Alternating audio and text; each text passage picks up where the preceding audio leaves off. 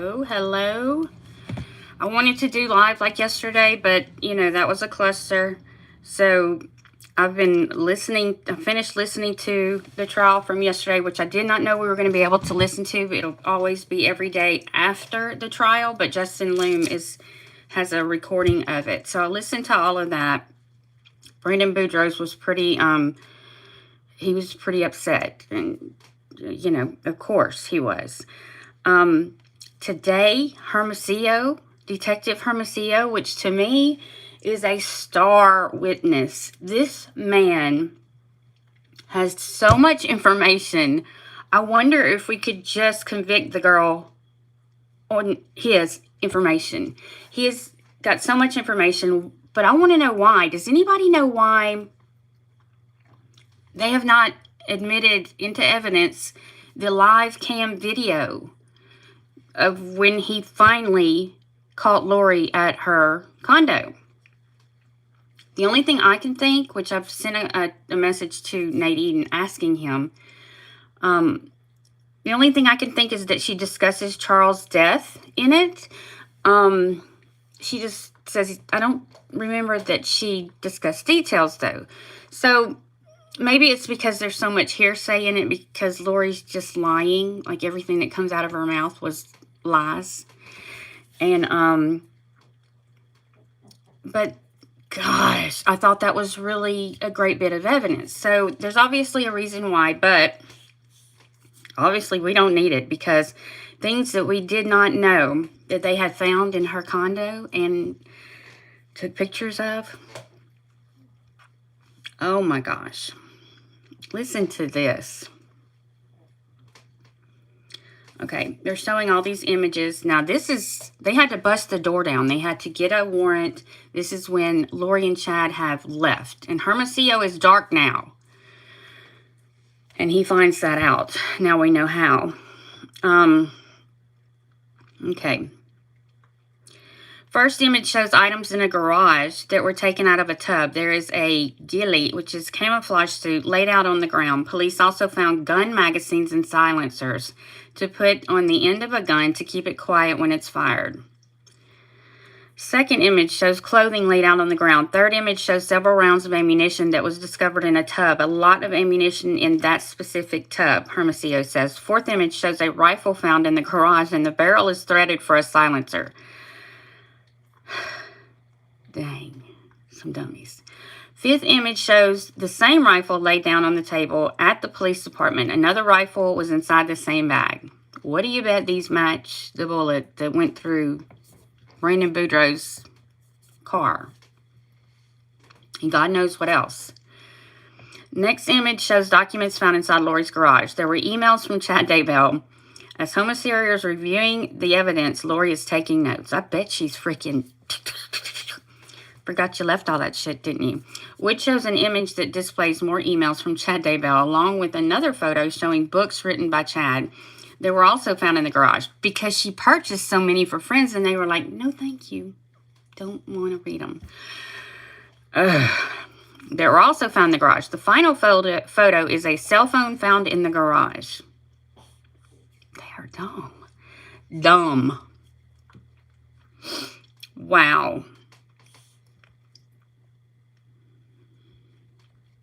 Oh, next image shows 2 silencers found inside the garage. Next image shows knives that were found near the rifles. Could they not have just... I mean, they gave the freaking state everything they needed right here, basically. But there's so much more. I mean, she and her friends gave so much more. Next image shows a handgun found in a tub in the garage. Next image is a Halloween mask that was found on top of a plastic Walmart bag. Inside the bag was rope and duct tape. Well, you bet it matches what was on poor JJ. Well, you bet. Next image shows Alex Cox's active passport found inside the garage. Now, I have always said, God, I hope they find the duct tape, the rope, and the trash bags, or at least the trash bags, because trash bags all have a certain pattern on them. If you really look, there's a certain pattern on each one. And if you match that box up from her condo or Alex's condo to the exact bags on JJ or anything. You know, they use that often.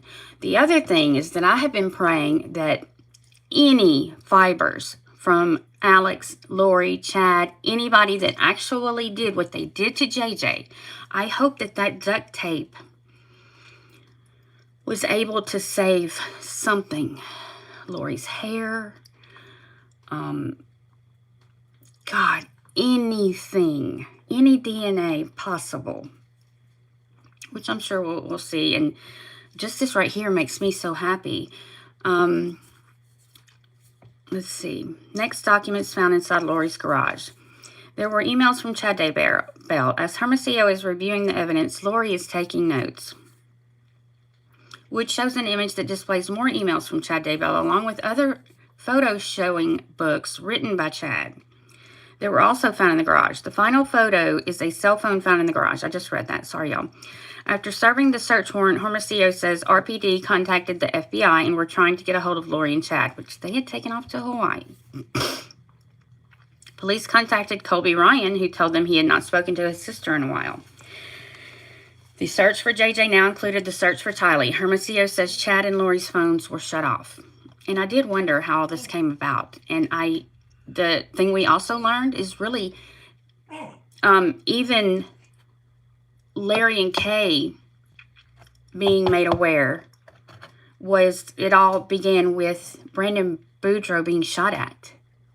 Because then he went to do Google searches for Chad Daybell because he remembered that Charles had sent the family, the whole family, and included him in emails about Lori and everything that was going on and things that she was accusing him of cheating and something about Chad Daybell was in this email, okay? So Brandon Boudreaux starts doing Google searches a couple of weeks after he'd been shot at because he remembered about these emails, and he sees Tammy Daybell's, man, my bird is talking. I don't know what he's saying. He's so hormonal right now, it makes me want to cry because I want to make it better for him, but I can't. I mean, I can just do the things it tells me to do.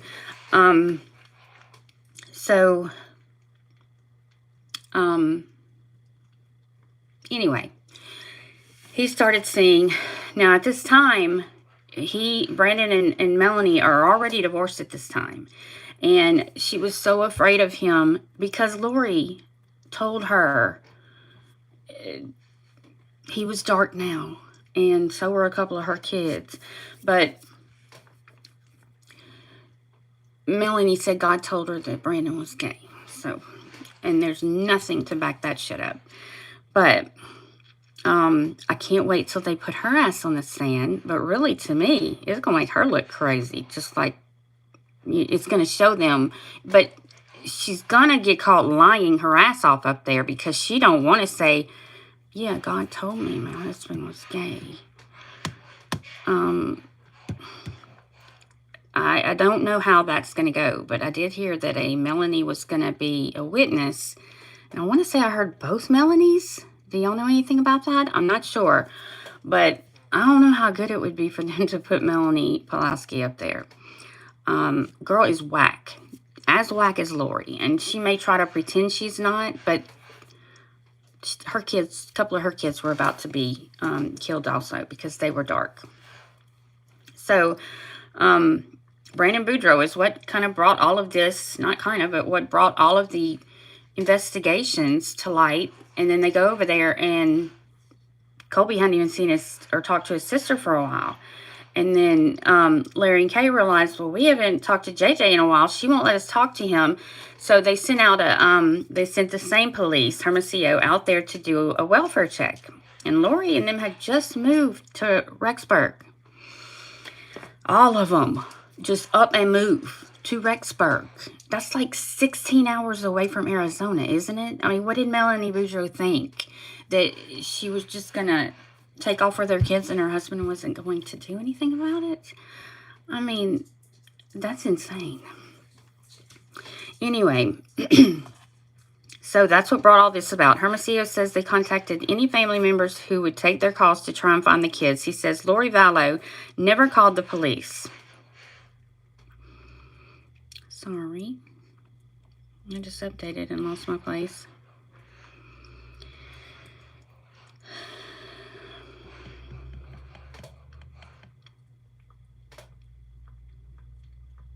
Man, there's so much good information from him.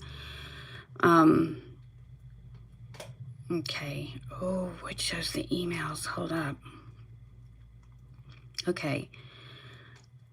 Which shows an image that displays more emails. Okay, we saw that.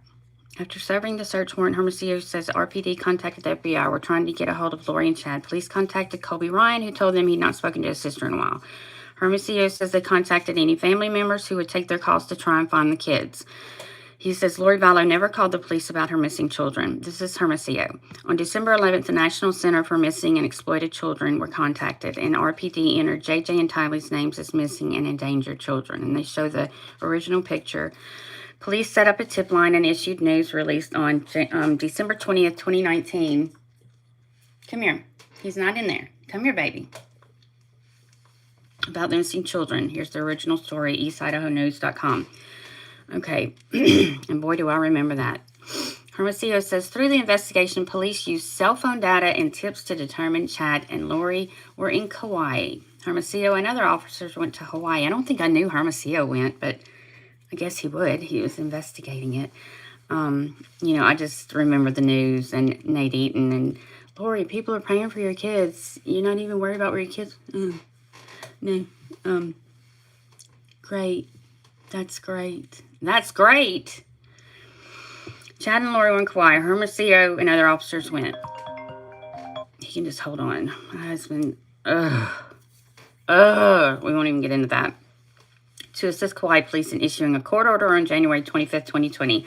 RPD also assisted Kauai police in issuing a search warrant on Daybell's rental vehicle in their condo. And that's where they found, oh my God. Look, I'm on a live. I'm going to call you right back. Okay? Okay, babe. Anyway, Jesus. He would have called 50 times had I not done that. I'm sorry, y'all. So this is when they find Tylee Ryan's phone, JJ's iPad, birth certificates, I think some Social Security documents.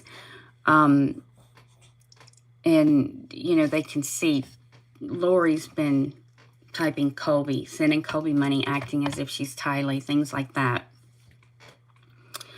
The interior of the condo appeared as if two adults lived there, blah, blah, blah.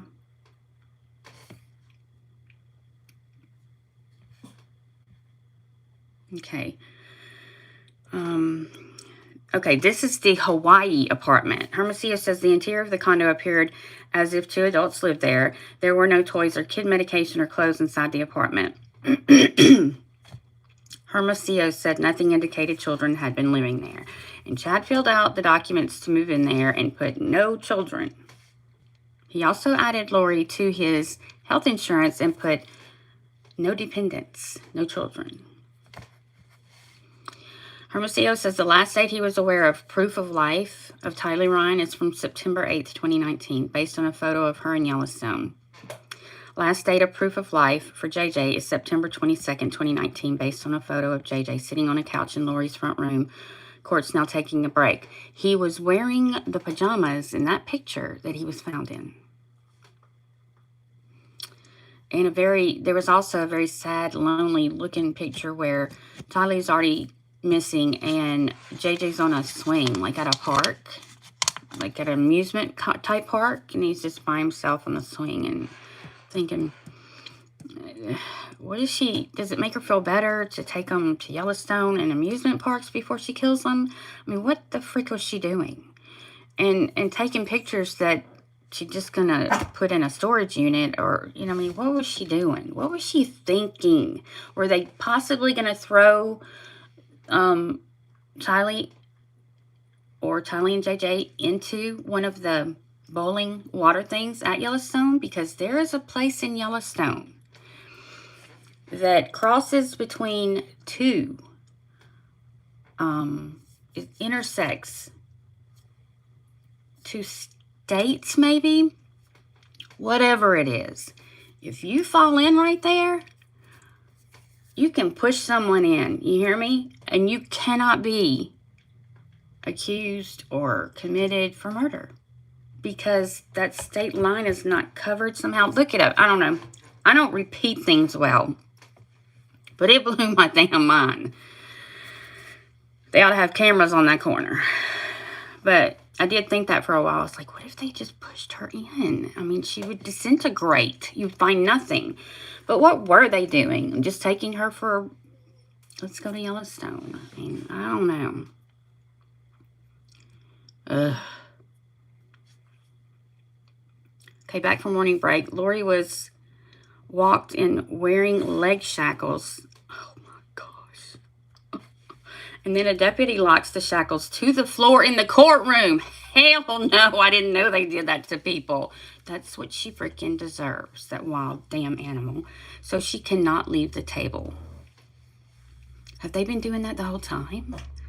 Wow. Hermosillo remains on the stand. He is handed 4 photos of the Jeep that state wants to admit as evidence. Oh, let me just say something about Mr. Archibald or Thomas. I'm not really sure which one of them, but come here. Come up here. Have you ever seen the show In the Shadows? It's a very funny comedy sitcom about vampires. I watch it on Hulu.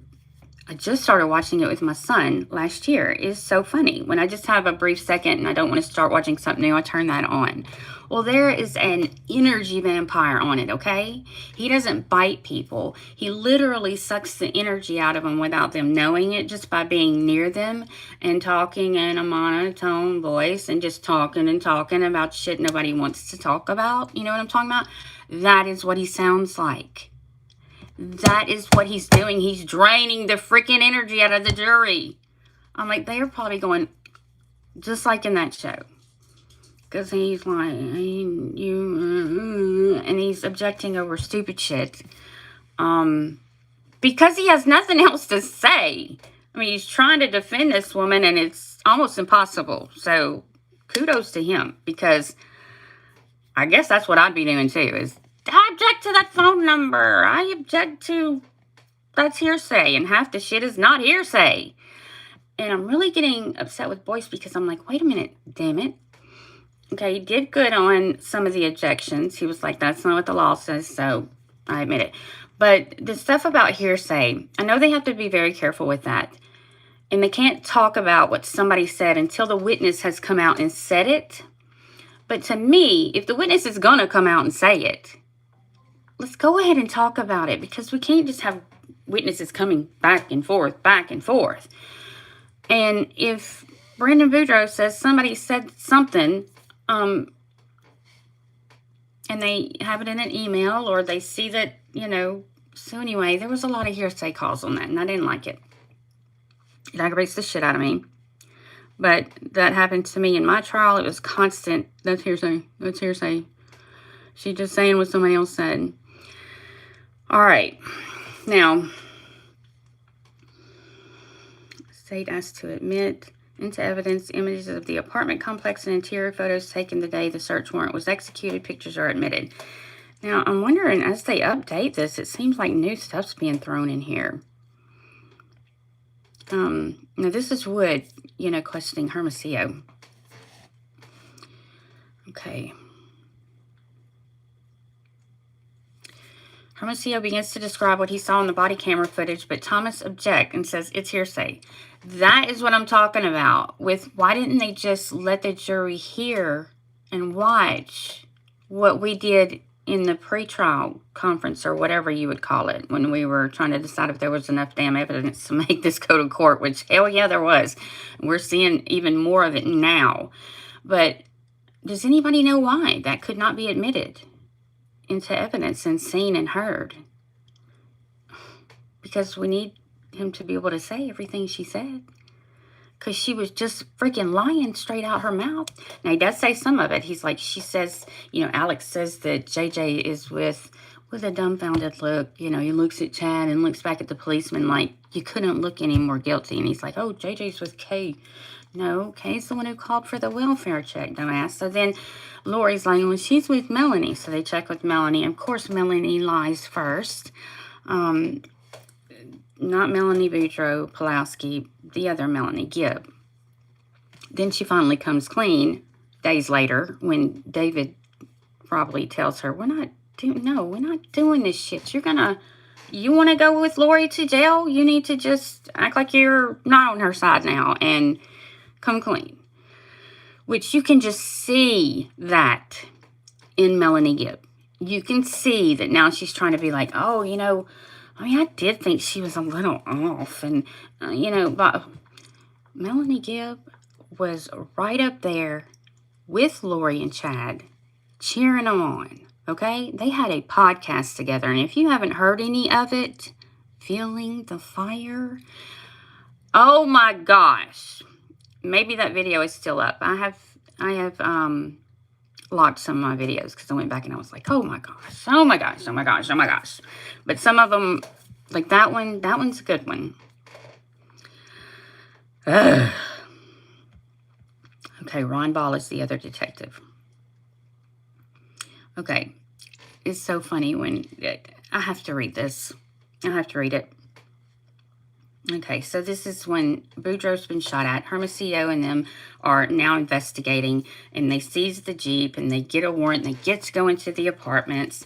And November 25th, a Gilbert detective contacted Hermosillo and said they could not find JJ. Kay Woodcock asked for a welfare check. Next morning, Hermosillo and Detective Hope from RPD went to Lori's house. They saw Chad Daybell and Alex Cox. I know y'all have probably heard this, but this makes me laugh, okay? And thank God that these detectives are like, red flags flying. So the next morning, Hermosillo and Detective went to Lori's house. They saw Chad Daybell and Alex Cox unloading a pickup.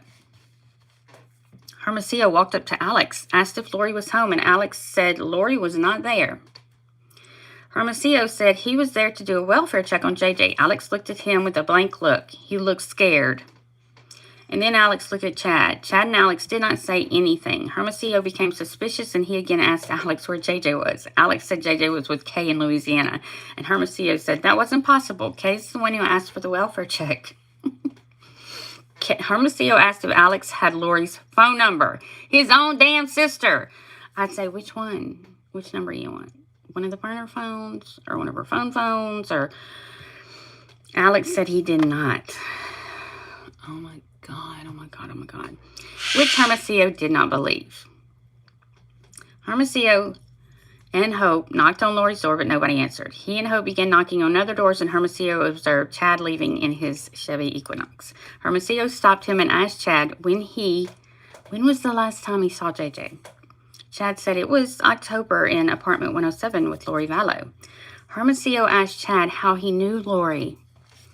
Chad responded he hardly knew her and said they'd only met a couple of times. They're married. Hermosillo knew Chad was lying because police were aware Chad and Lori had recently got married. Hermosillo asked Chad for Lori's phone number, and he said he didn't have it. Eventually, Chad gave Hermosillo the number and said he originally didn't provide it because he thought Hermosillo was accusing him of something. Why would you think that, Chad? Hermosillo called Detective Ron Ball and said he was concerned about JJ's whereabouts. Other detectives were called, and they began knocking on doors at the complex. Ball told Hermosillo to go to the prosecutor's office for a search warrant, and this is when they came, and they went into Lori, Alex, and Melanie Boudreaux's condos. Police did not get a warrant that day because Lori returned Detective Hope's call and agreed to open the door to talk with Detective Ball and Detective Stubbs. They were wearing body cameras that recorded the interaction. Okay, I was thinking it was Hermosillo. I could have sworn it was him wearing it. Don't matter. Whenever these guys come up to be witnesses, if they do, hopefully they will let the jury watch that and listen to it, because it was just Lori lying. Lori lying. Just lies. And, I mean, a video? What better proof can you have than a damn video? Hermosillo begins to describe what he saw in the body camera footage, but Thomas objected and said, "It's anything." Sidebar. Wood back to questioning Hermosillo. Detective Stody contacted Gilbert police, called Melanie Gibb to see if she had JJ. Said he was not. That's not how it happened, but we'll go there. Next morning, November 27th, they got the search warrant. They realized Lori and Chad are not there. We know now they were in Hawaii. They had taken off, but all the stuff that they found. Okay. Police found a few toys and items belonging to JJ, including a prescription medication. Damn. They also found several guns in the garage of apartment 175, several Army-type knives, several empty magazines for various weapons. There were things of that nature in the garage that caught our eye. Damn. Stop it. Hold on. Chill. They found a rental agreement. They make it evidence. They show pictures of it here. Basically, Lori's paying for everything. For now. She thinks she's about to get Brandon Boudreaux's $1 million policy. She knows now she's not getting Charles's. She's pissed. So they admitted into evidence. The first photo, the exterior, blah, blah, blah. We already talked about the plastic tub, the guns, the silencers, the rope, duct tape. Damn. Camouflage suit. They also saw some white hazmat suits laid out. So it makes me wonder if that's what he was wearing when he took Tylee's life and then burned it. Because, you know, they cover you.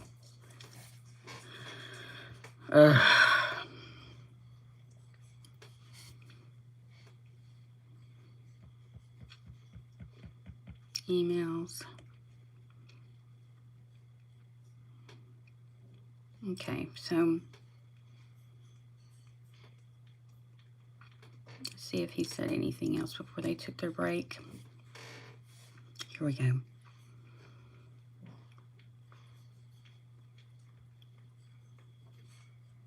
Okay, back from the morning break, Lori was walked in and shackled. Hermosillo remains on the stand. He has handed 4 photos of the Jeep that the state wants to admit as evidence. First photo is the gray Jeep Wrangler. Second photo shows the rear view of the Jeep with Texas plates. Third photo shows the interior of the Jeep taken from the driver's door. Fourth photo shows the interior of the Jeep from the passenger side.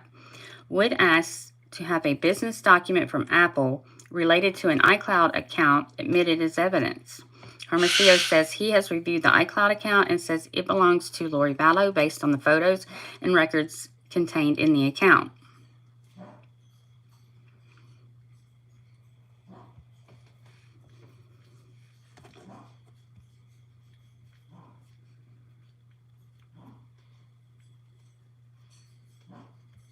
Okay, so I'm just waiting on them to say something else. Wow. This is awesome. This is awesome. I mean, we knew some of this already, but had no idea they found all that other stuff. And we know also from previous evidence, Lori sent Alex to get bullets for a gun. Or Alex sent Lori. I'm not sure which way, but there were texts between them, and there was also a picture of the bullets. I mean, they just couldn't have been more dumb. But thank God they were, because it should help convict her. Brandon Boudreaux was up there crying, okay? And understandably so, he was very upset, especially when they would talk about JJ. He's the one who had to identify the body. And he's been so accused and crucified during this whole thing, and thank God he won his suit against his wife, saying all those terrible things about him. He won a damn lot of money. But what was Lori doing when Brandon Boudreaux, just an uncle by marriage, up there crying, seeing the same pictures she's seen, which she saw the murder. She was there. It don't affect her. It just doesn't affect her. I need more information about what she's doing in court. I want to know more. So far, all it is she's taking notes. Oh my God. And it said that during a break, she was, talking to her attorneys, and they were laughing and smiling and gag. One thing I would make damn sure I didn't do, or my client, let's don't do that. Let's don't act light of this situation. Let's don't, okay? I know we can't make her cry, but at least don't be laughing. Dude, how can she even laugh at anything? I would be so sick. But see, I mean, thankfully, because I have emotions. She's emotionless. She's lacking so many things. And the jury's seeing that shit. They probably keep looking at her like, we're sick over here. We can't believe what we're damn seeing and hearing. And she's just over there taking notes and laughing with her attorneys. Be quiet. You need to stop. I'm going to have to walk outside with this live and take this damn dog out. I know it. He is infatuated with outside and trying to escape. God, I bought a $10,000 fence to go around my entire house, and somehow he dug some holes and got out. So we've had to put bricks and stuff all over it. Okay, so where we've left, it looks like Hermosillo says he received the iCloud account. So on this iCloud account, we know a lot of stuff that's on it. I've seen it. I've heard about it. Hopefully it will be admitted as evidence and talked about, and hopefully more that we don't know about will be discussed.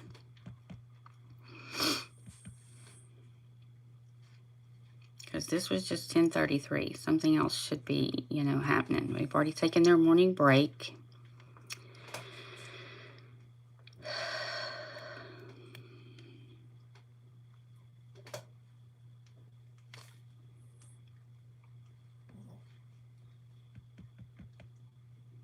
She's wearing pink today.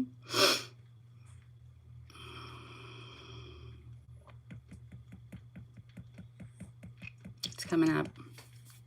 Hermosillo is a strong witness. A couple of times in this case, I was very disgusted with police, especially in Arizona, because everybody was so easily taken with Lori. And it disgusted me.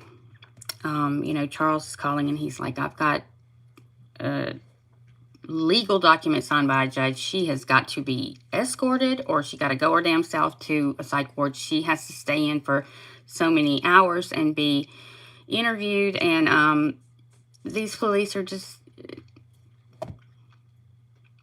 Lori's there saying he stole her purse, and but I just want my lip gloss back. And what she wanted is all her damn phones in there, and all of Charles's credit cards and stuff, because she didn't have any money except all the money she stole. Nothing was hers. Nothing was hers. But she took it all. Anyway. So we've left with Hermosillo says he reviewed the iCloud account. So hopefully Nate's typing, and we're going to hear soon. But I do recommend right after the trial, as soon as Justin Loom puts up the recording, the audio, listen, because there's so much more that, of course, Nate can't type everything they're saying. And it's some good stuff. And it's a lot of stuff. I just took it yesterday thinking that he was typing pretty much everything they said, but no, there's so much more. So listen.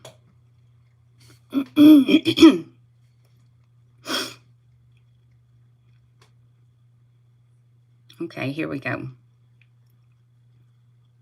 There's the picture of poor Tylee at Yellowstone, and there's JJ in the pajamas they found him in. She's probably holding tight onto him because she probably don't know what they're trying to do. Okay. Wood asked to admit a photo of JJ, Tylee, and Alex in Yellowstone. He also asked to admit a photo of JJ on the couch in Lori's apartment.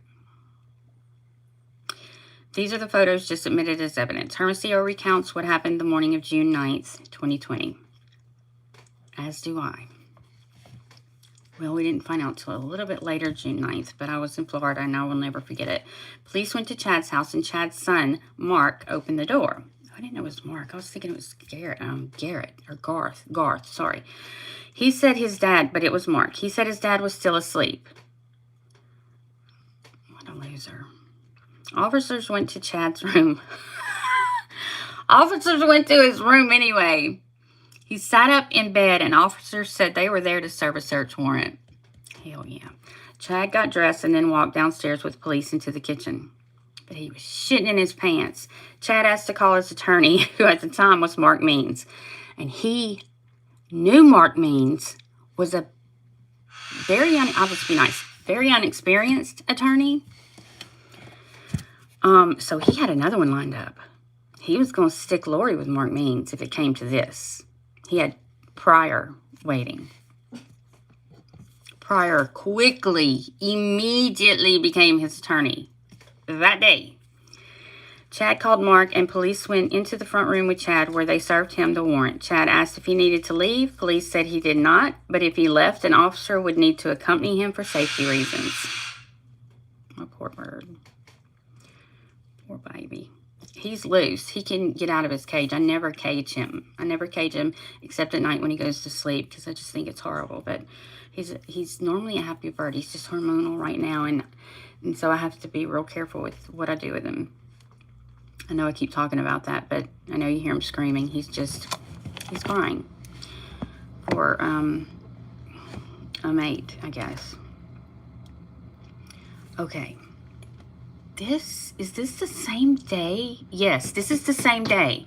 Okay, that they find the children. So Chad went outside to his car to make a call. We all know about this phone call. I wonder if they're going to play it. The FBI and other law enforcement officers arrived to help execute the search warrant. Personal note, it was around this time I received a tip that something was happening at Chad's house, and I think he flew over in a helicopter. I made some calls and was in a helicopter an hour later. Story here. So if you want to go back later and see all these different stories, he's so good about putting original story here, and it's in blue, and you can touch it and you go straight to it.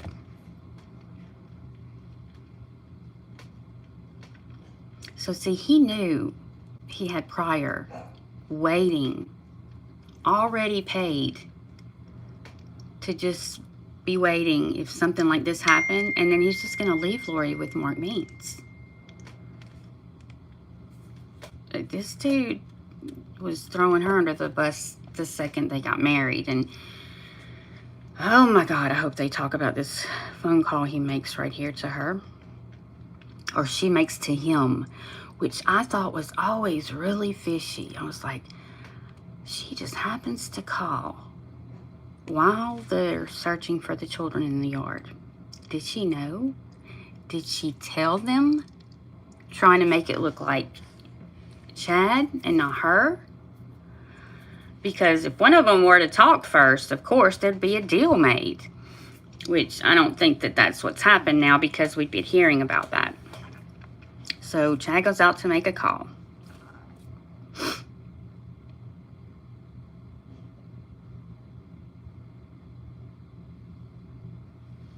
Hermosillo says Chad was looking over his shoulder while he was in the car on the phone. We know this. Hermosillo says he looked where Chad was looking and saw the tree and pond in the backyard. I didn't know that. I just thought they knew from satellite photos, from looking when the ground was disturbed, and the day before, it wasn't, and then it was, and you can see the two spots that are dug up from satellite photos. Hermosillo was assigned to sift through the area. He must have been the one that cut the little opening with his pen to the trash bag when he found Joshua around the fire pit. While we were sifting through the fire pit, there were a lot of people going to the pond area under the tree, so we were called over to assist in that location, he says.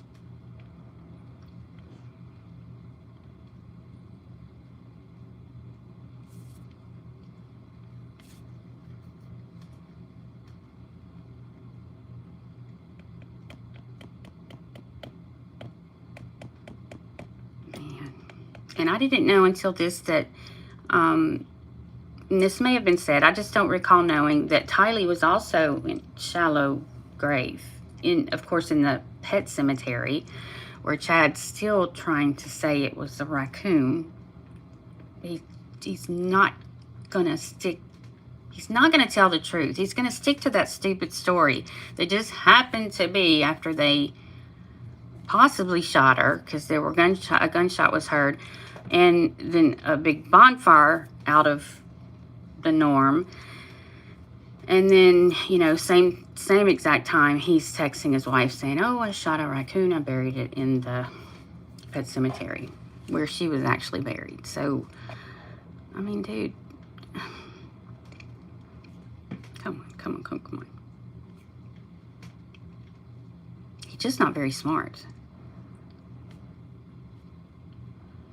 I'm still waiting for an update. He's probably given the details about how they found JJ, and it is exactly how Donna Serafina. I know some people are turned off by me talking about her, but I'm telling you, if you go back and listen, she recorded it for Crescia, the aunt to JJ, the blood aunt, okay? Kay's daughter. Crescia asked her to do readings. She did several. She explained to a T 3 to 4 months before they found the children's bodies. Recorded it as she's doing it for Crescia, okay? So, and then later Crescia, you know, kind of turned on her, and she didn't deny any of that. We just feel that maybe she used this case a little bit to get something going, YouTube and stuff, because she kind of backstabbed me too. But anyway, doesn't matter. God bless her. I'm kind of surprised, though, that the FBI was allowing police and asking police to sift through stuff, because, I mean, I guess they needed the assistance. But when the FBI moves in, usually they're like, y'all just back up, you know, let us handle this shit. But Hermosillo was in on this from the very beginning, and I'm glad that he stayed on it, because he was watching Chad. He knew not to trust Chad. He was the one who had originally bumped into him and asked him questions that Hermosillo already knew the answers to, that Chad lied about. So his trial's going to be tragic. Wood asked to admit a Google Earth image, this is the satellite stuff, of Chad Daybell's property so jury can have an idea of the layout. Okay, this might just be the layout, but there are satellite photos from above where, you know, his land is flat, nothing's been disturbed. Then there's photos of when the time came, when it matches the cell phone stuff and the dates where the ground had been disturbed, and you can see both spots. Lord, that's just terrible. And I believe that at one point they went out there to dig, and the ground was too frozen. And so they had to go back this time. Okay, so they're just showing the jury this Daybell's property from above, so they have an idea of the layout. I'm trying to think this morning. I'm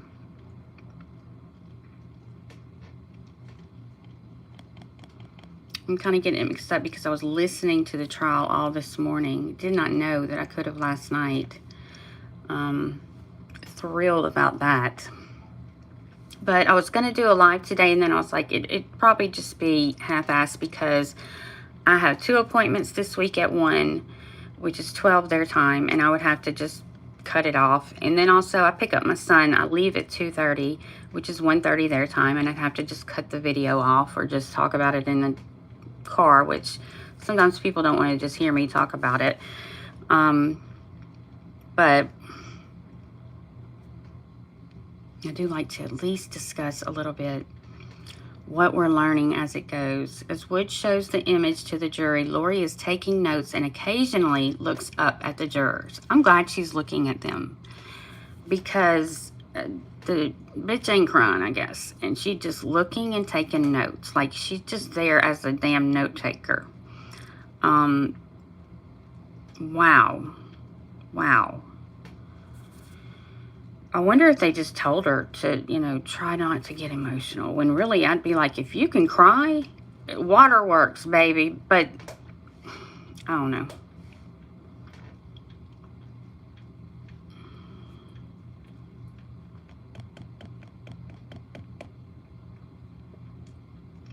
But yeah, it's it makes me cringe when the defense gets up to question question the evidence. I mean, the witness that's already been questioned, because it's like, and did you say this, and did you say that?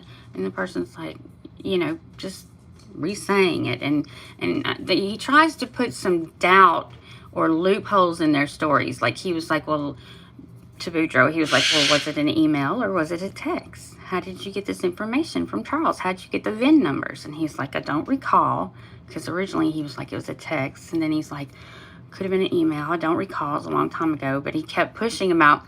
That's just weird that you'd have the VIN number. And he was like, I'm an insurance agent.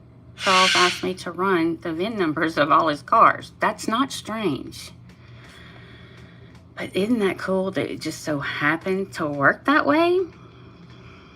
So they're able to impound that vehicle. And also found the documents at Lori's apartment. She had already left, and that she had a storage unit.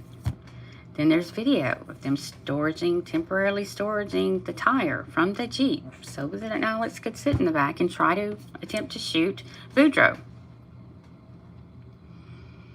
My son's not here today. He's back at school, so here we go.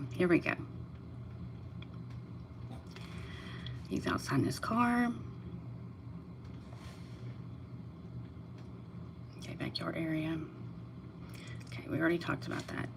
I don't know if he's going back and typing some other stuff or what, because it's coming up kind of different sometimes. And right now I'm just getting Hermosillo was assigned to sift through, which I know we're past that. So let me just go back to Nate Eaton's thing and try to get back on this way and just see if it, because maybe during a break he starts a whole new one. I don't know. He was assigned to sift. And I think this dog needs to go out to use the bathroom. I'll take y'all with me if you want. I don't know what's going on. I know they've already had their morning break, correct? I can't see anything that's typing. Let me just see if it'll give me some messages. No. So, anyway, I might be talking to nobody. I don't know. It said different number of people as I've been doing this, but I know they're not on a lunch break yet, and it doesn't look like they had a sidebar yet, which I'm shocked because, Archibald and Thomas seem to keep objecting to stupid shit, really. Now this morning though, when I was listening to the full conversation of them asking about, was it the phone numbers? God, what was it? Oh, how many times Kay had met with prosecution. There is a law that they have to tell the other attorneys how many times they met with a witness, okay? But they left out the part that says you have to request it. You have to have a written request that you want that information. And it was the judge, it was like, no, it says you have to request it, so I'm going to, your objection doesn't stand. And see how deceitful that is? If the judge had not looked that up or known it, whatever he did, which is why they have law clerks most of the damn time, because he was just giving half the law. They have to tell us. No, you have to have a written request that that's something that you want them to tell you, because who cares how many times they met with their witness? I mean, I think they could have met with them. I don't know. Come on, boys. Let's go inside. Come on. You want a treat? Come on, I'll give you a treat. Come on, buddy. That's the only way I can get this dog in, and he didn't even use the bathroom. Oh, shit. He probably wants me to turn the heater off. Let me turn the heater off. Okay, Coco. I'm gonna turn the heater off, okay, baby? Look, here's my bird. Isn't he pretty? I'm so sweet. But him hormonal right now. Okay, and don't even look at my house because I'm taking all the Easter stuff down. Now I have to give the dogs a treat because I said I would. Come here. And then I'm going straight back to my desk. All right, look there, buddy. Treat. Yeah, all my Easter stuff is so beautiful all over the house, and I'm taking it down today and just in the middle of it. So I don't know what you saw in the background, but I'm sure it was a mess. Okay, let's see.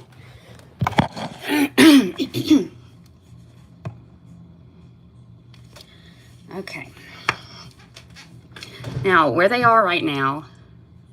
Oh my God, okay.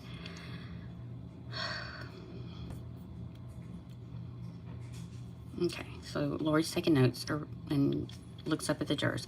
Hermosillo says when he went over to the tree/pond, there was a section of shorter grass and dirt compared to the rest of the area that had longer grass. A team began excavating the section by removing the top layer of soil. As they began to remove, this is quote, the top layer of soil, it exposed 3 large rocks. And Donna says this in her reading. She talks about the rock and the piece of wood that's on top of him and describes his pajamas and spooky. It exposed 3 large rocks. At that point, there was a strong odor that through my training, I knew was a decomposing body. After the rocks were removed, there were pieces of large wood paneling. The team started to brush away damp soil that was a different composition compared to the soil on top of the ground. As the soil was being removed, police saw a black round object starting to protrude through the dirt. As police scraped away more dirt, they discovered a round object that appeared to be the crown of a head. Quote, police continued to remove soil, and Hermosillo says they appeared to find a small body wrapped in plastic. I'm surprised they're not saying, that's your thing. Police made a slit in the plastic, and there appeared to be human hair. At this point, officers were told Chad was leaving the daughter's house across the street, Emma's, at a high rate of speed. Officers followed Chad, pulled him over, and he was taken into custody. He's like, I'm just going to see my attorney, my new one. Dummy. I wonder if they're going to talk about the phone call where Lori just happened to call at this time when he's in the car while they're digging in his yard. And Dummy's like, they're digging in my yard. And she's like, is there anything I can do? You want me to pray? And he's like, oh, I love you so much. And that's the last time he said that, because he didn't love her so much anymore.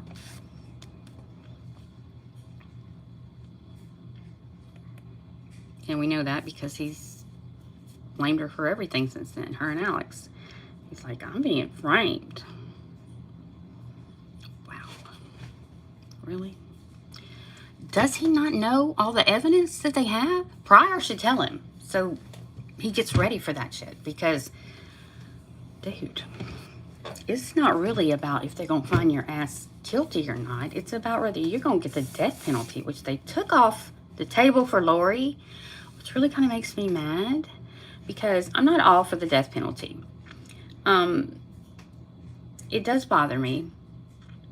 And I feel like if I know they're not going to get parole or even the possibility of parole, I'm okay with that because they're rotting in jail every day. But jails are overcrowded and the taxpayers pay for that. Which is, you know, okay with me. But at the same time, I'm like, should we just put them to death? And it seems like all these murderers, they're really afraid of dying. And I'm thinking, I would think I want to die. And see, Lori's sister was like, as soon as she finds out and realizes what she really did, she's going to wish she could die. I'm like, then we don't need to give her that. Because we don't need to give this woman anything she freaking wants. Okay. Hermosillo went back to the burial site after Chad was taken into custody, and the small body wrapped in plastic was put in a body bag. It was then placed into a coroner's vehicle and driven to the morgue by the Fremont County coroner and a Fremont County deputy. Hermosillo and Detective Ball followed the vehicle. After the body was dropped off, Hermosillo and Ball returned to Chad's house. Hermosillo is now pointing out on a map where the body in plastic was found and where the fire pit was.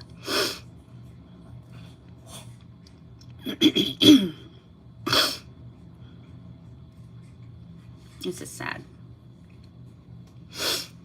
Gosh, but I remember that day. I was so glad they finally at least found them.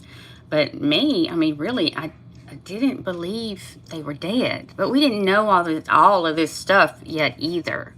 You know, we just know that she's saying he's okay. She knows where he is and he's happy. Man, after that, I was like, does he seem happy? In a shallow grave you put his ass in? And you're saying you know exactly where he is and he's happy? Oh, and Lori's damn mother saying that she had just talked to JJ on like from underground. That bitch lied. Lied. Straight up freaking lied. And she was just trying to defend Lori. And don't lie, because then you're gonna look just as freaking crazy as her.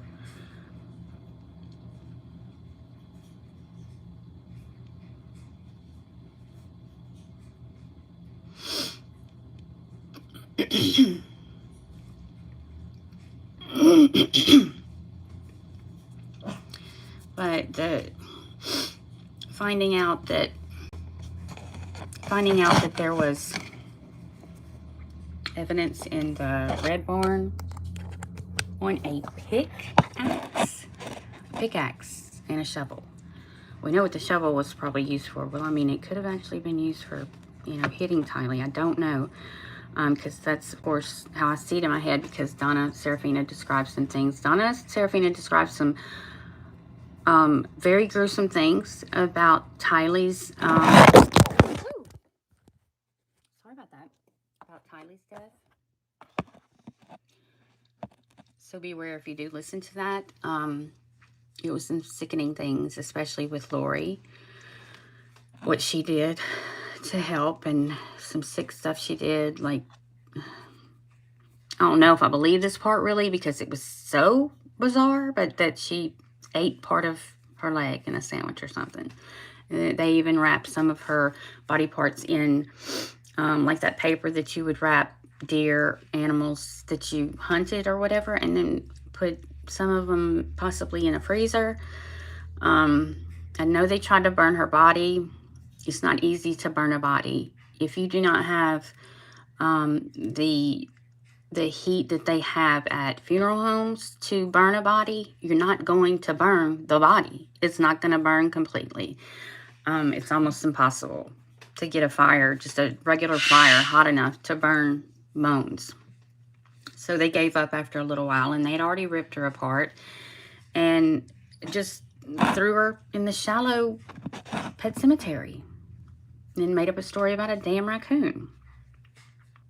Which leads me to believe possibly they shot her. I hope they know. But from what I hear, she was so ripped up that they don't know the cause of death besides homicide. Okay, here we go. Hermosillo says when he arrived back at Chad's property, police were digging in the area of the pet cemetery. In digging down, they located items of interest that were needed to slow down and dig more methodically. Hermosillo says they then got on their hands and knees and began digging around the moist section of dirt. And this is where they got to be careful, because now they're realizing it's just pieces. And, you know, so they have to be very careful. It can't just be a dig. We started finding burnt flesh, decomposing bones. The smell was so bad we had to take turns digging. Hermosillo says, eventually we uncovered bits and pieces of Tylee, whom we assume was Tylee, that had been burned. I'm glad that he's given these details. Not because I like hearing this stuff, but because the jury needs to be shocked. They need to know how sick this bitch is. There were pieces of bone, charred flesh, just globs of flesh that were falling apart. See, I don't think that we got that much detail in the first, like, pre-trial or whatever that's called.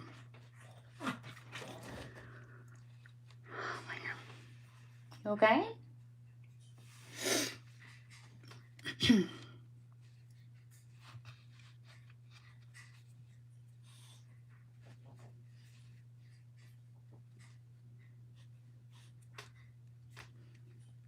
Yeah, I always wondered, though, people that do autopsies and that have to dig for things like this, you know, I've heard the smell is horrible and that you just, once you smell a decomposing body or dead body, you know it's a dead body. There's no other smell like it. I don't know. I've never.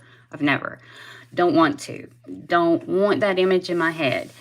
But you would think they would have something that, like some kind of Vaseline that has some kind of strong smell or something that they could put under their nose, but I'm sure that wouldn't help either. But or a mask on top of that, because I don't know how they're all not vomiting. I really don't. I mean, maybe they were, and he's just leaving that part out, which I don't want to know. But, you know, it's not every day they find this. Some of these detectives were like, I've never seen anything like this in my life, and I've been doing this for so many years. When you hear that from an investigator or a policeman or FBI, you know it's bad. Because they see stuff every day. They see dead people, but this is above and beyond just a dead person. It's not only a child, but it's the way that they did her body. And this is a whole nother charge separate than the homicide, because when you mess with a body after it's dead, it's called something else. Or forget, but it ain't good.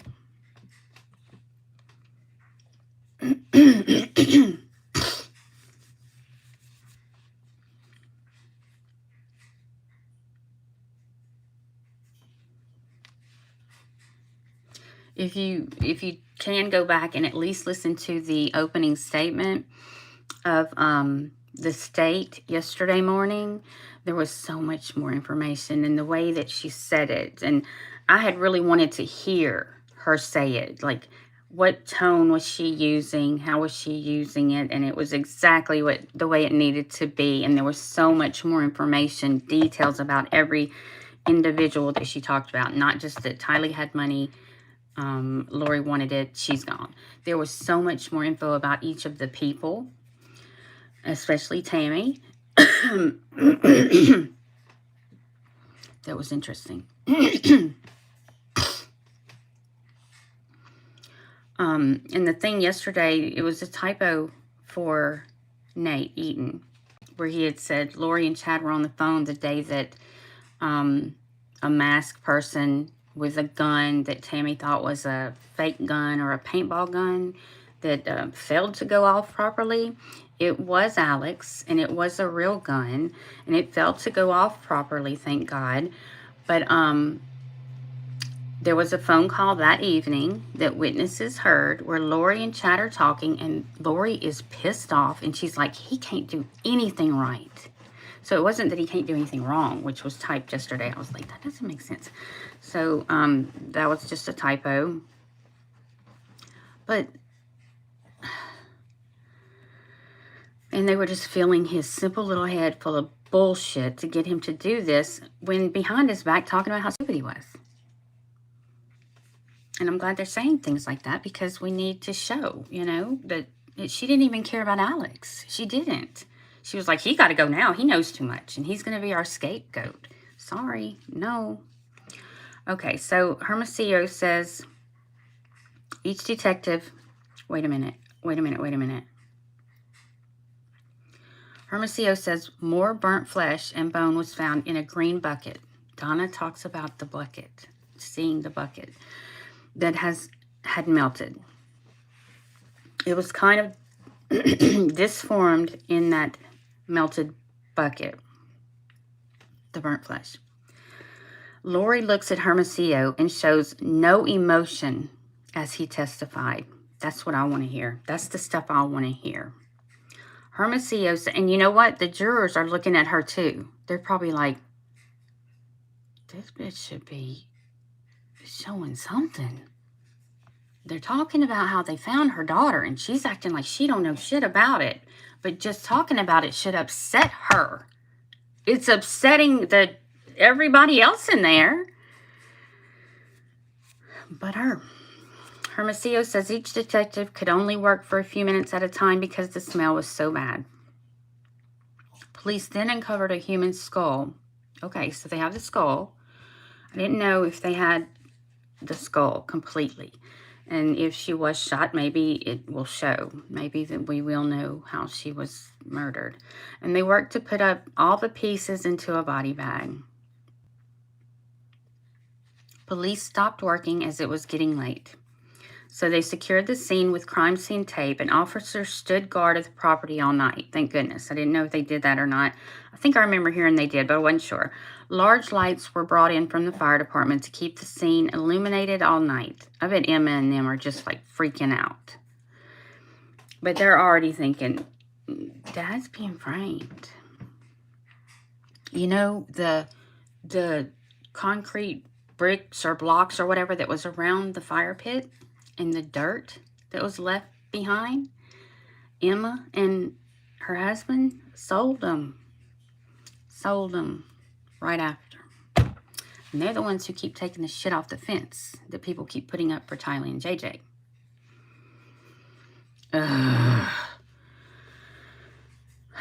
The search continued the next day on June 10th, 2020, which was my mom's birthday.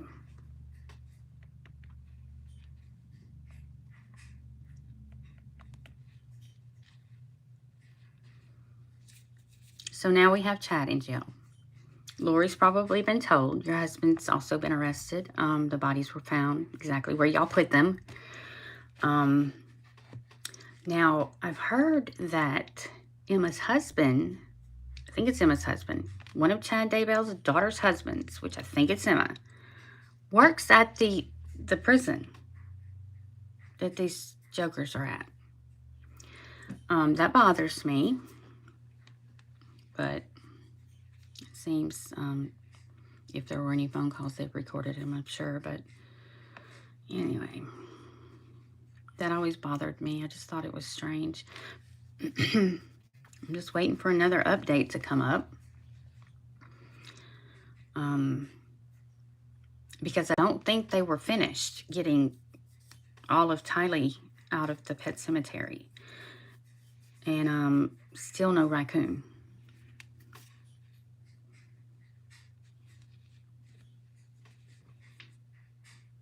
And Chad swears it was a raccoon. Yeah, I shot the raccoon. I buried him. Because it's on a damn text. He can't deny it. But where's the raccoon, Chad?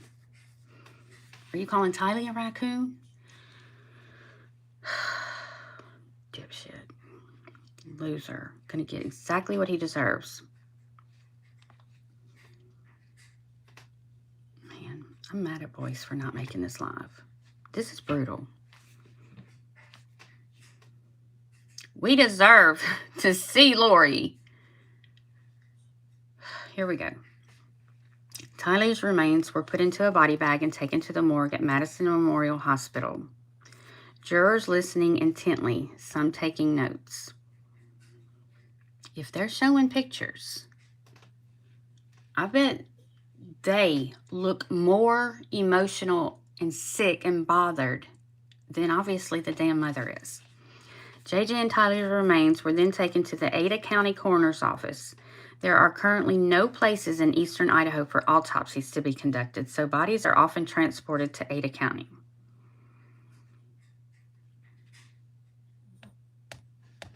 Wood asked for photos taken from Daybell's property the day of the search to be admitted as evidence.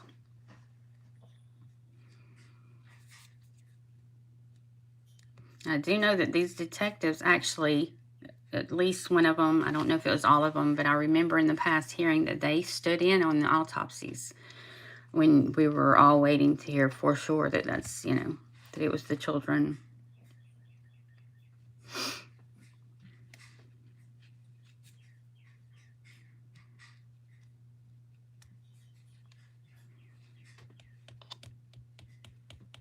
I wonder if, you know, when Lori moves around, if you can hear her chains from under the table. moving around, you know, like,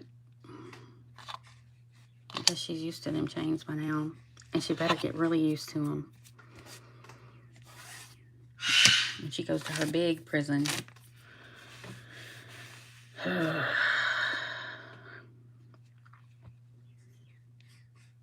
All this bullshit of letting them get on iPads all day and shit, what is that about?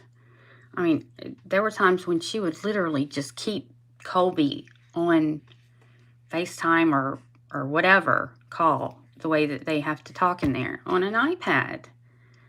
Hours. Like, who paid for that shit? Give them one TV with some freaking rabbit ears and make them work for even getting a damn show on there. She wanted to watch the news. The news is coming up. I'm on it. It's all about me. COVID just hit, but it's all about me. That's how stupid this girl is.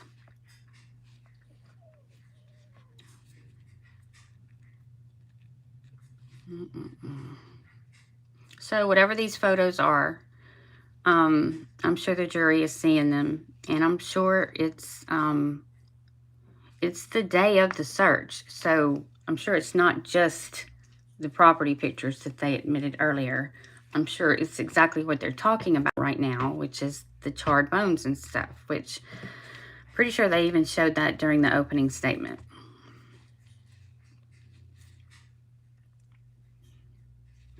So we're still just on Wood asked for photos taken from Daybell's property to be admitted to evidence.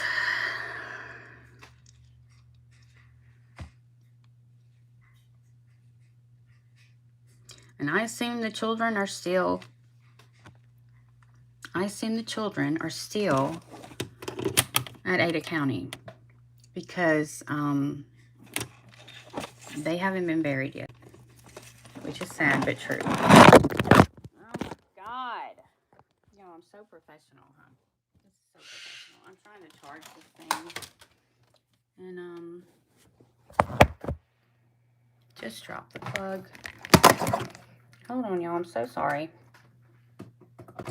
I never claimed to be professional with all this stuff. I mean, I did not. I don't know if my phone is charging or not. I really need to get a charger for it to make it charge because I don't know. So hold on. Sorry, y'all. This sucks. This just sucks. I may have to just hold it. I think an update's coming up. We're still in the photos. I'm about to just curse and scream, y'all. I'm sorry.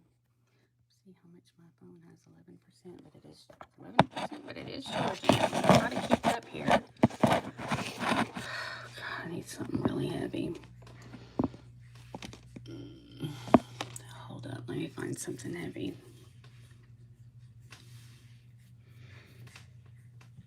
Maybe this. I don't know. Shoot.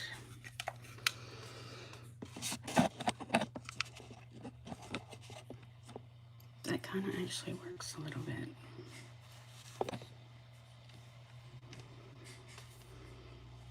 Okay, so I don't know what they're doing right now. Some of the details in this story are graphic. Reader discretion is advised. He just added that. So they must be showing multiple photos of the graphic photos of that day as the search went on to give the people an idea of what they mean, that they're not just saying it, that it literally was just flesh and bone because they couldn't burn her completely. Hey.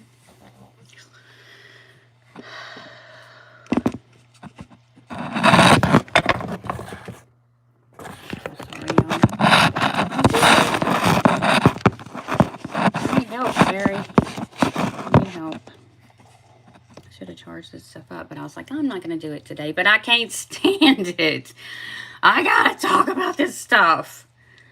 And my husband came home yesterday and he's like, and I'm like hurry up and getting off as soon as he walks in. And he's like, what'd you do today? Nothing.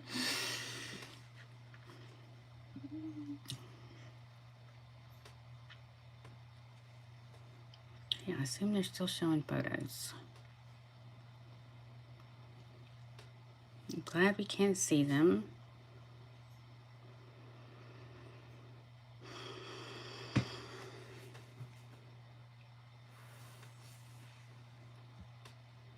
It's not lunchtime yet, y'all, so they need to keep talking. And I wonder if they're going to talk about the autopsy or just if that's the end of his testimony. But it's bothering me. I want to know why they haven't admitted the live videos and stuff that Hermosillo took. I mean, there's got to be a reason, because that was good. But I guess other witnesses will talk about, you know, the lies Lori said, which is basically everybody's already been talking about. She was like, oh, he said he was here, wasn't there. Oh my God. I keep updating my page and it's just the same thing. So I'm sure they're just showing the photos, and they might be like giving some people trash cans to throw up or something, because it's not bothering Lori. She and her shackled self are just sitting there looking up at the jury and taking notes.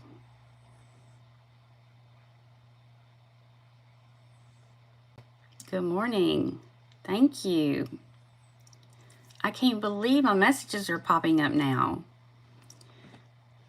I am well. I just wish I was more professional with all this stuff, but I kind of like it to be casual, where I feel like I'm just sitting down and talking to some friends, you know, about it. Because that's what I feel like I'm doing. I moved here 2 years ago and I still don't have friends here, but I'm a homebody. I don't try to go find friends. I like just my little family and just a couple of good friends. So Wood asked for photos to be admitted, and there's what they're doing so far. Here we go. First image shows the front of Daybell's home with a vehicle parked in the driveway. Second photo shows the fire pit where Tylee's remains were found, including burnt bone fragments and teeth. Third image shows tree where JJ's body was found buried. Damn. They probably had to identify her. Well, if the teeth weren't in the skull, they couldn't even really identify with a dental record. So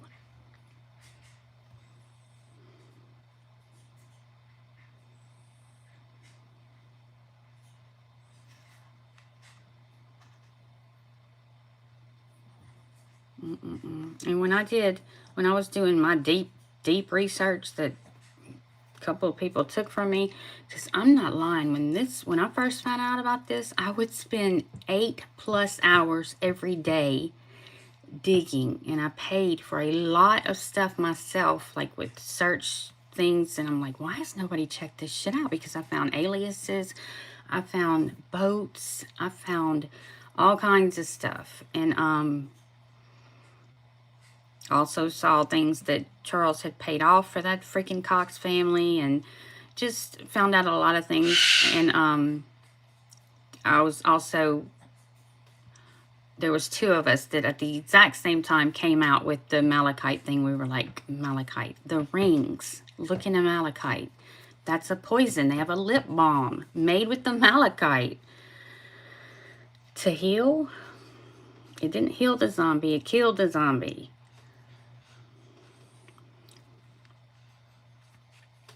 But yeah, I found stuff about how much Chad's house was worth, wasn't worth much. He didn't do shit. Tammy worked. His books weren't making no damn money.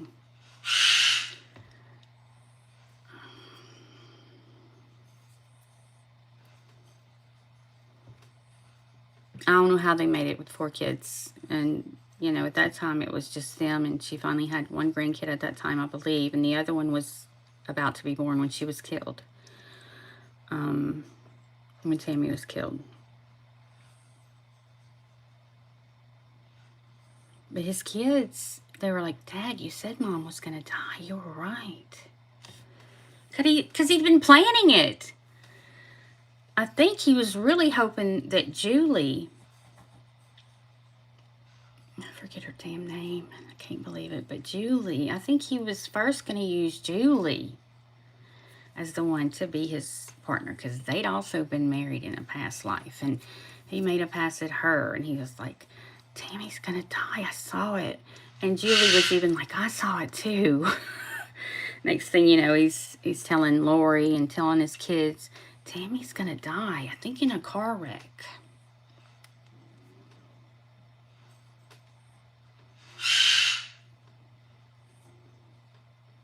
Prophet my ass. I mean, if you're a prophet and God's telling you this stuff and showing you this stuff, you're gonna get all the news about it you need to have. None of it's going to be false. And it's gonna happen, you know, but no, he was planning on getting rid of her. That's why he said she was going to die, because he knew that his kids believed his prophecy. And he would use that with his kids. Like, he didn't like Emma's husband or fiance, you know, when he became a fiance, and he was like, I don't see you with a brown-haired guy. It was a light-haired guy, and you're not supposed to marry him. And it, you know, it did mess with Emma at first, but thank God she married him anyway. But he just got so many things wrong, and you're not a prophet, you're not. Okay, come on, type faster, type faster. Just type something. Just tell me what Lori's doing. Ah!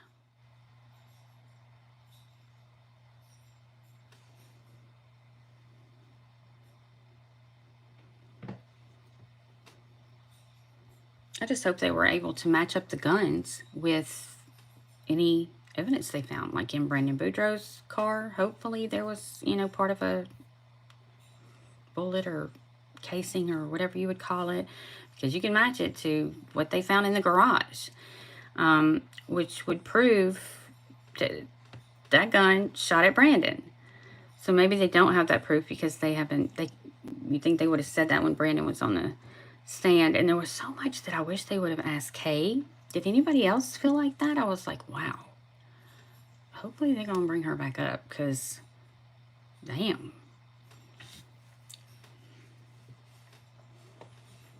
Like when Lori said she had cancer and Kay needed to take JJ, but then when she found out that Kay got the money and not her, JJ died.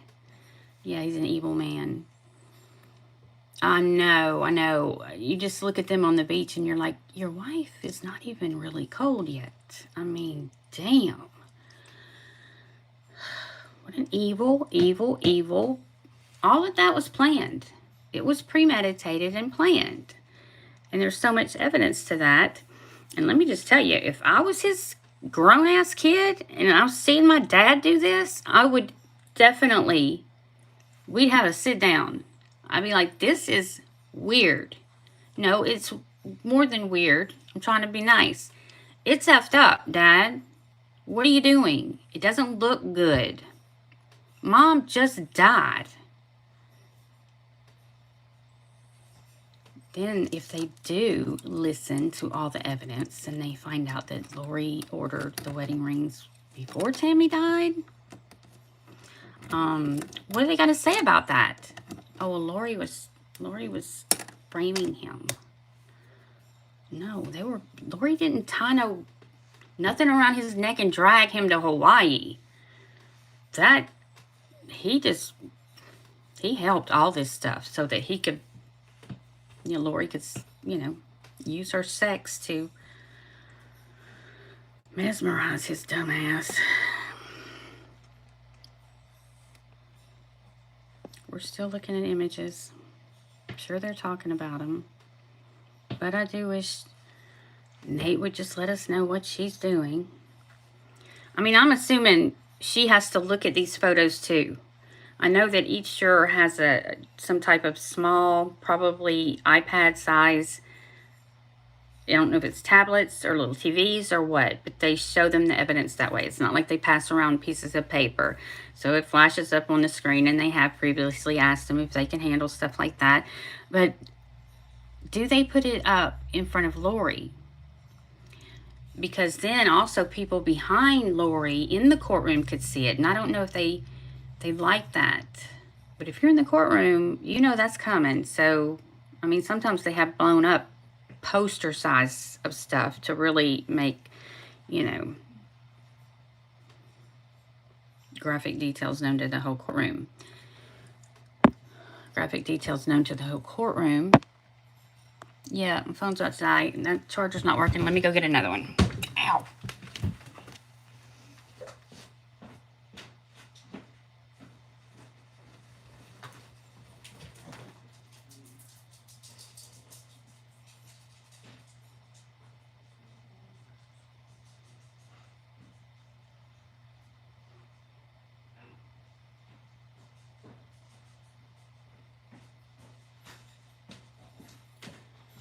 Okay, I think this one works because I just bought it.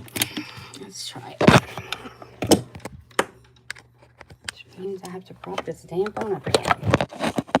Excuse my cursing, y'all. It just comes out when I get on this case. It just makes me angry, and I'm so glad that we're finally getting to see. Okay, here we go. Fourth image. Now we showed the first image through the third image, okay? Fourth image shows grassy area where JJ was buried. One section has longer grass, the other area is shorter. Fifth image shows topsoil over JJ's burial site. Sixth image shows three large white rocks on top of wood paneling that was on top of JJ's body. Next image shows wood paneling after rocks were removed. Next photo is moist soil after wood paneling was removed. You can see black plastic coming through the dirt. Next image shows round plastic area believed to be where JJ's head was. There was white plastic under the black plastic, and the next image shows where police cut the plastic and human hair is exposed. And what is Lori doing?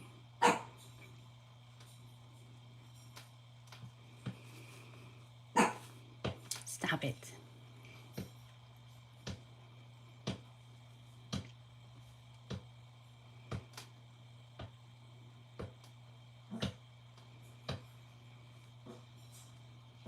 And I think I recall Hermosillo or whoever cut the little slit in a black bag and a little bit of hair came out. I recall him saying that, you know, when he pulled it back, he recognized even the haircut that JJ had in the latest picture that they had for missing children, that they had used.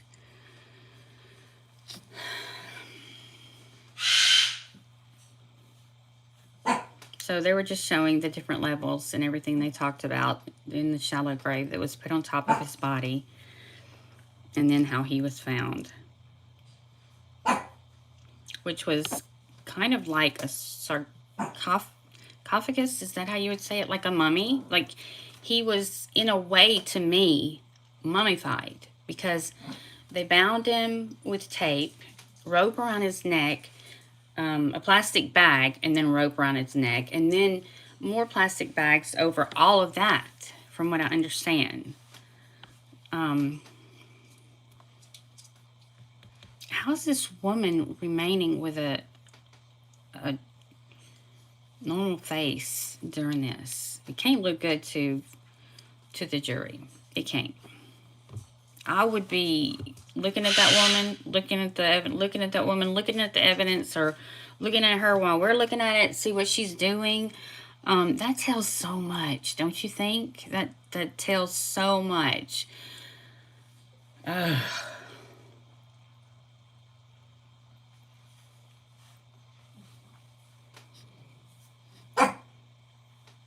Please stop.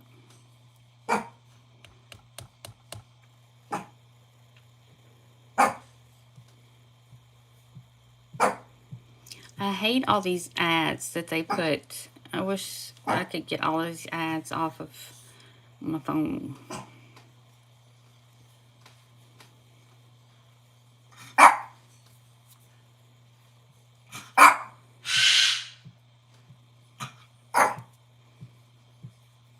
So very soon they're going to be taking their lunch break.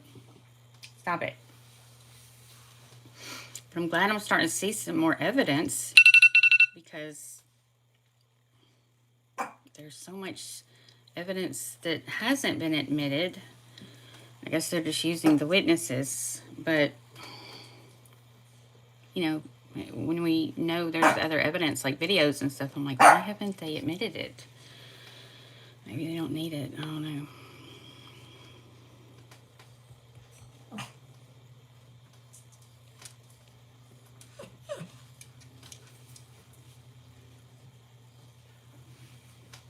What you doing, Drake? I gotta zoom over here. We're still in the, next photo. He's hasn't typed anything else. I'm gonna have to send him a message and ask him if Lori had to look at all these photos at the same time too. Like in the courtroom, is there something in front of her as well, or what? Which I think should be, because one, she needs to see what they're seeing, but they need to see how she reacts to seeing it. You know what I mean?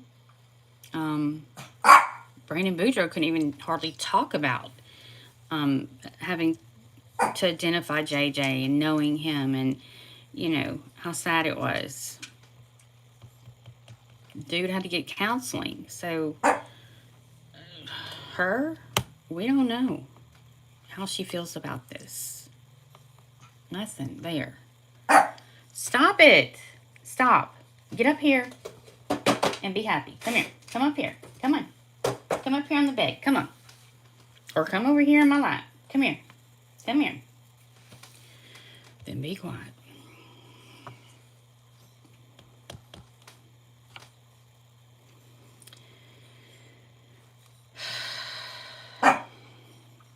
So, I don't know anything else yet. Want to hear more about what Lori's doing.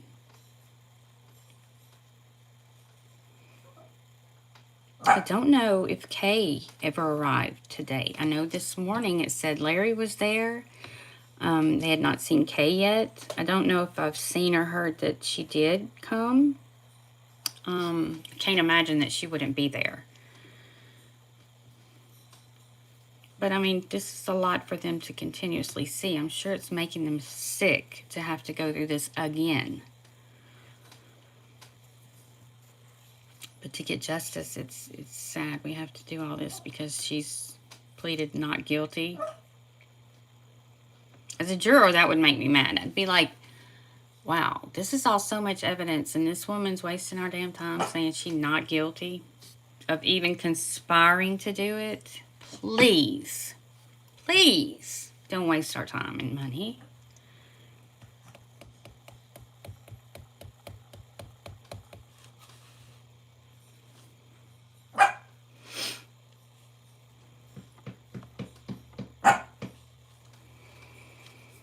They're about to go to lunch, so he may not have anything else. They might still be looking at the damn photos.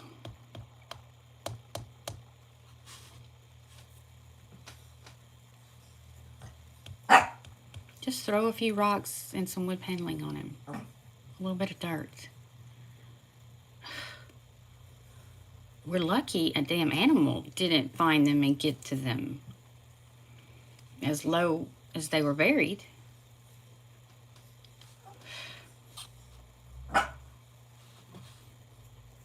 And Alex went and ate at a taco joint after doing this. That dude's sick. He's dead, but, you know. When they said that, I'm like, how can you go eat after this? I guess because you're just a mental murderer.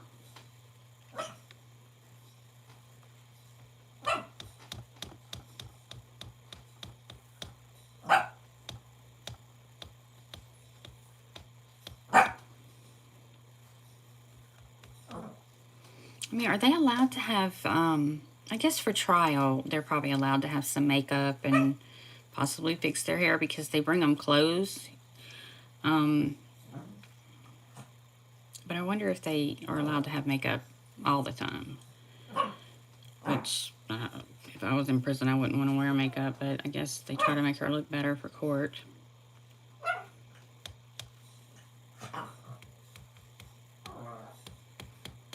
Still nothing. But when she had that court appearance where she was like, "Oh, it's me. I'm going to be on the news. Watch." And the girl that was reporting all this, that was only in prison with her for a little bit, said that she told Lori how to put on a little bit of color because they weren't going to give her makeup for that. And she used a crayon and I think a colored pencil or something. Her lipstick was like, oh, a Jolly Rancher. Jolly Rancher on the lips. And it was all red.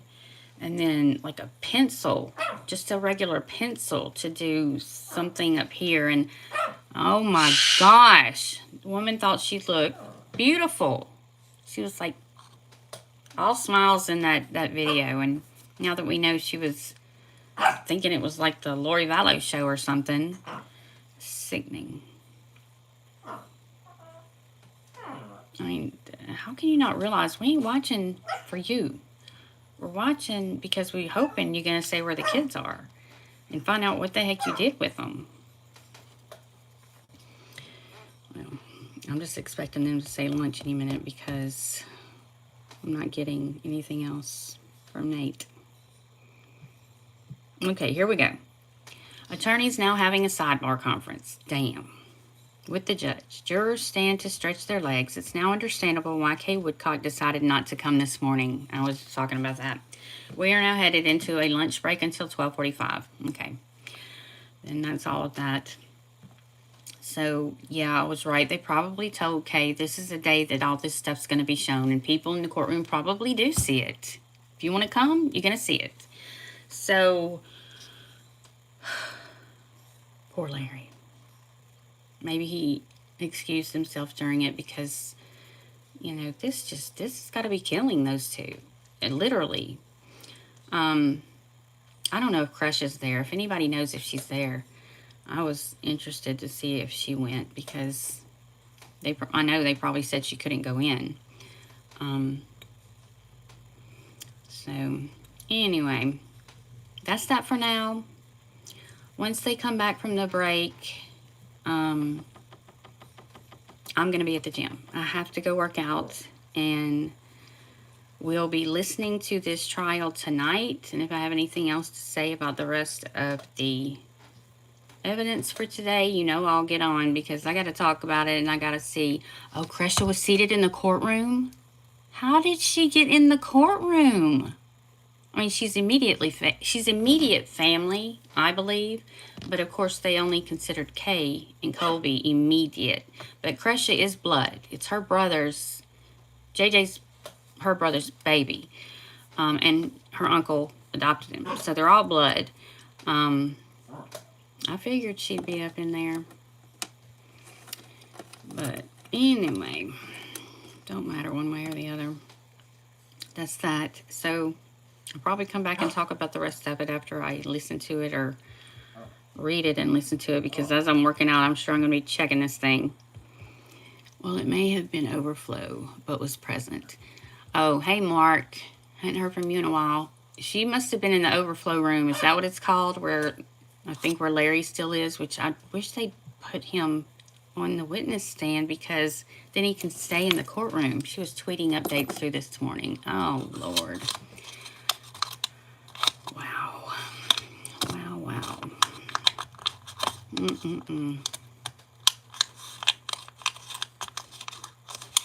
So, I'm going to go eat lunch.